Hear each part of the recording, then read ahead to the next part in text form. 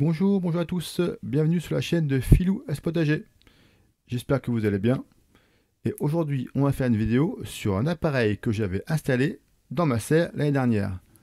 Donc c'est un abonné qui m'a demandé plus de caractéristiques sur cet appareil et comment il fallait le régler. Donc aujourd'hui, on va le faire. Donc cet appareil, bien sûr, je ne vais pas l'installer maintenant parce que dans la serre, il n'y a pas grand-chose, aucun intérêt de chauffer la serre actuellement. Donc cet appareil, c'est un thermostat qui va pouvoir permettre de réguler la température de la serre. Alors là, vous voyez vraiment que dehors, il fait super froid. Et il fait que de pleuvoir, pleuvoir. Et dans la serre, il n'y a strictement rien à faire actuellement, à part quelques semis de salade qu'il va falloir que je rempote. Sinon, la saison n'est pas encore du tout partie. Je vais attaquer cette semaine avec des semis de tomates pour la serre d'ailleurs, et de poivrons et d'aubergines. Sinon, ce ne sera pas en 12 février, je pense, pour l'autre session de semis de tomates pour l'extérieur. D'ailleurs, j'avais fait une vidéo là-dessus les dernières sur les tomates pour estimer quand est-ce qu'il fallait faire ces semis de tomates pour pouvoir les planter après l'essaim de glace vers la mi-mai. Je vous mettrai un petit lien en haut à droite pour voir cette vidéo si vous voulez.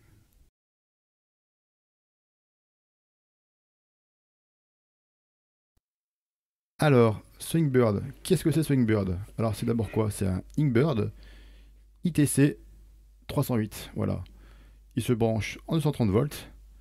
Et important, attention, 10 ampères maximum. Votre chauffage, attention, il ne faut pas que cela dépasse 10 ampères maximum. Mais 10 ampères, ça fait plus de 2200 watts. C'est déjà pas mal. Voilà. Alors, qu'est-ce qu'il y a sur Swingbird? Il y a la prise déjà pour le brancher au secteur. Bon, je l'ai branché au bout là. Je ne vais pas vous montrer. Ensuite, il y a la sonde de température qui est avec un petit fil un peu long et on peut le déporter. Et on a un bloc prise. Au-dessus, il y a cooling, c'est pour refroidir, et heating pour chauffer. Donc si vous voulez chauffer votre serre, il va falloir mettre votre chauffage sur cette prise-là, heating. Et si vous voulez la refroidir grâce à un ventilateur ou à une clim, mais bon, ça c'est pour les riches et c'est un peu inutile, hein, vous pouvez mettre sur cooling. Donc sur ce fameux afficheur, voilà, il y a la température actuelle et la température que l'on veut. Il y a un bouton 7 et on peut monter, descendre. Bon, ça, je vais vous montrer après.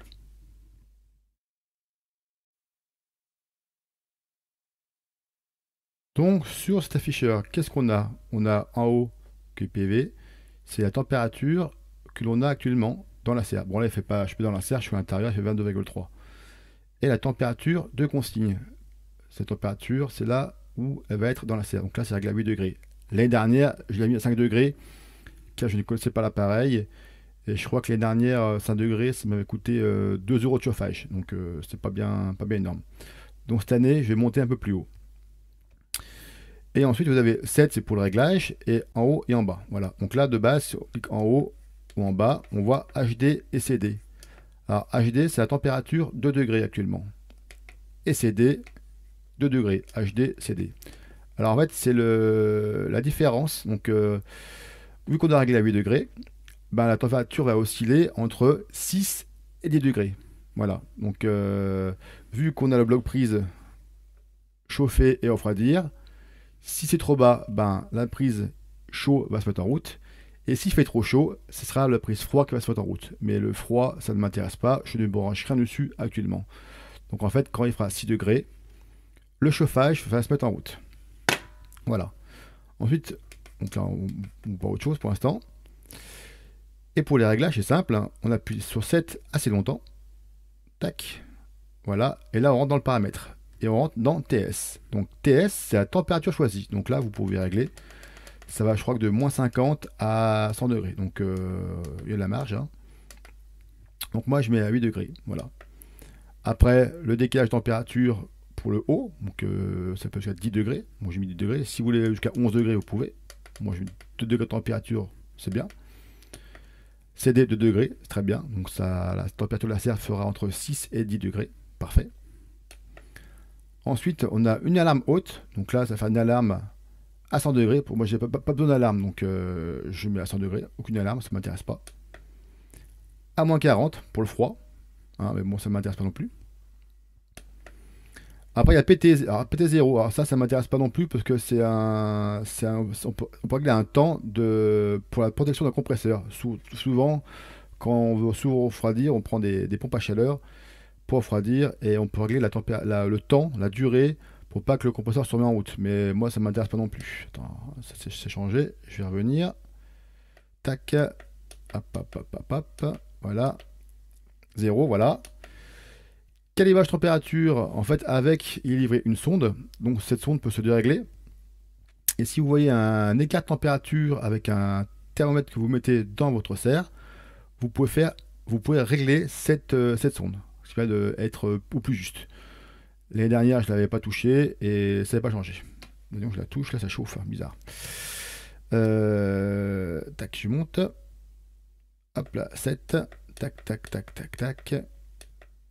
Et on était à, voilà, on était à CA. Voilà, CA c'est pour la calibrage de température. Et après, ça c'est l'affichage en Celsius ou en Fahrenheit. Donc on est en Europe ou en France. Je mets Celsius, je comprends mieux. Voilà. Et une fois que vous avez tous ces réglages, et ben vous laissez appuyer longtemps sur 7 et tous les paramètres vont s'enregistrer. Voilà, tout bêtement. Donc il n'y a rien de compliqué. Bon, bien sûr, ça je ne le mettrai pas tout de suite, hein, parce que pour l'instant, la serre, elle est vide. Aucun intérêt de chauffer la serre, il n'y a rien dedans. Je mettrai ça souvent peut-être mi-mars, je sais pas encore, je sais plus quand je l'ai mis l'année dernière. Je crois que c'est en mars, je l'avais mis l'année dernière, voilà.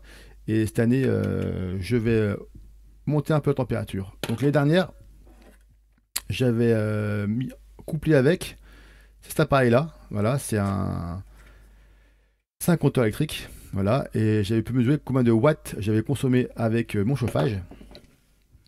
Donc le chauffage, je le brancher après. Alors, dessus, moi, je mets un petit chauffage d'appoint tout bête de maison. Ça marche très bien. Je vais vous montrer, je vais vous l'apporter après. J'avais mesuré le nombre de kilowatts que j'avais consommé et j'avais consommé vraiment pas grand-chose. Je pourrais pour avoir 5 degrés dans la serre. 5 degrés, c'est pour maintenir un hors-gel de la serre. Voilà. Cette année, je vais monter un peu plus pour voir l'écart, le prix que ça va donner. Et plus la température sera haute, moins les tomates et les semis ou les plants auront un traumatisme à cause du froid. Voilà. Bon, je suis allé chercher le chauffage que je mets dans ma serre. Donc c'est un chauffage d'appoint, hein, tout bête. Ils en vendent différentes marques. Bon, ça c'est un DeLonghi, hein, mais bon, il y a d'autres marques. Et sur l'appareil, il marque 2000 watts. Voilà, 2000 watts, ce qui est inférieur à 10 ampères qui fait 2300 watts. Donc en fait, ça pareil, le thermostat, il tient largement. Voilà. Ah, par contre, le chauffage, faites très attention. C'est un chauffage qui n'est pas fait pour les serres, hein. Alors, faites très attention. L'eau passe à travers, pas d'eau dessus. Si votre serre fuit, ben, protégez votre chauffage pour pas que l'eau rentre dedans. Autrement, il risque de rouiller, faire un court-circuit et déclencher votre disjoncteur général chez vous, hein. Jouez pas avec ça. C'est sérieux. Donc, important, voilà. Donc, voilà, c'est une vidéo sur ce fameux Inkbird. Donc, il existe plusieurs modèles. C'est un modèle simple, là. Il y en a un qui est Wi-Fi. Donc, moi, je ne l'ai pas pris parce que je n'ai pas eu l'intérêt. Et bien sûr, Wi-Fi plus cher. Donc, bref. Je fais confiance à cet appareil-là pour le hors-gel de ma serre. Donc l'année dernière, je ne sais plus combien je l'ai acheté. Je pense qu'il est au même prix cette année sur internet. Voilà. C'est assez fiable. Ils vendent des kits tout complets aussi avec le chauffage intégré. Mais le chauffage, il coûte très très cher. Et là, mon chauffage d'appoint, il va coûter 15-20 euros. Et pour la serre que j'ai, 9 mètres carrés, ça va largement. Voilà.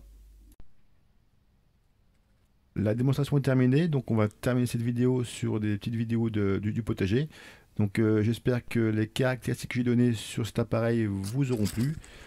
Et merci aussi de laisser vos commentaires. Donc on se verra bientôt pour une prochaine vidéo. A bientôt, bye bye.